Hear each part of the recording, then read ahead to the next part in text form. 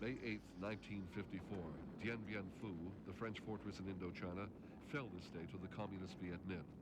The French must now withdraw from North Vietnam. This marks the first time since the American Revolution that a European colonial power has been overthrown by its former colony. The Viet Minh began their war of liberation in 1946. 8 years later, the former guerrilla fighters have the mighty French army surrounded. This is Indochina today. No longer is the fighting there a mere skirmish with terrorists, it is war. French paratroops drop into Dien Bien Phu, the very center of the conflict. The situation at this fortress camp clearly indicates how the pattern of the fighting has changed. American planes, guns, and ammunition are helping the French and Vietnam forces. Russian and Chinese weapons are aiding the Viet Minh. Thus, the clash is between East and West, and the prize is no longer just Indochina, but all Southeast Asia. President Eisenhower warned that if the French were defeated by the Viet Minh, all of Southeast Asia would fall to communism, one after another, like dominoes. I supported the French with money and equipment, but had no desire to send American troops to fight, just 1 year after the bloody Korean War. Now our cameras move into the front line to Phu Li on the Delta, where the war is fiercest. Viet Minh troops have penetrated into the town, but French and Vietnam forces lay a devastating barrage to slow their advance. Thus it is hoped to get the civilian population away to comparative safety. Protected by French troops, civilians begin the trek away from Phu Li. A child leads his pet dog along the dusty road that may lead to freedom if the rebels fail to force a counterattack. No, this is no skirmish. This is war.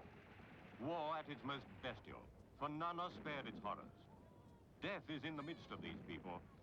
Bewildered by a conflict barely understood, a woman can still smile as she takes the dusty road that may or may not have an ending.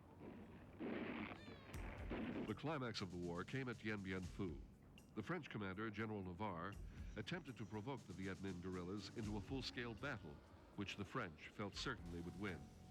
To their horror, the French garrison quickly found themselves surrounded, outgunned, and outnumbered. After a siege that lasted 55 days, the French general radioed back to Paris that they could no longer hold out. They surrendered.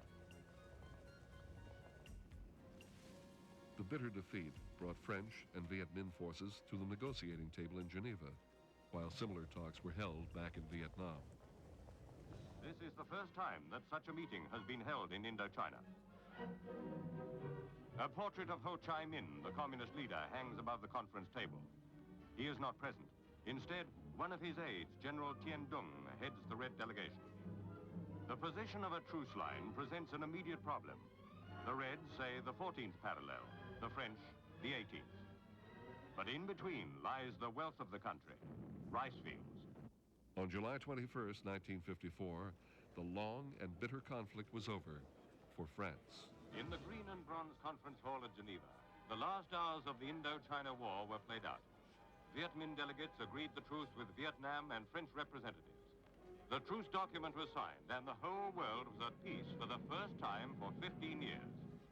The Geneva Peace Accord ended the war and divided Vietnam at the 17th parallel. The communist Viet Minh controlled the north. The non-communist Vietnamese ruled the south. Despite the peace treaty, the communist north continued to wage a guerrilla war against the south. By 1964, the U.S. found itself in the midst of what would soon be known as the Vietnam War, a war that may never have taken place if the French had been victorious at Dien Bien Phu.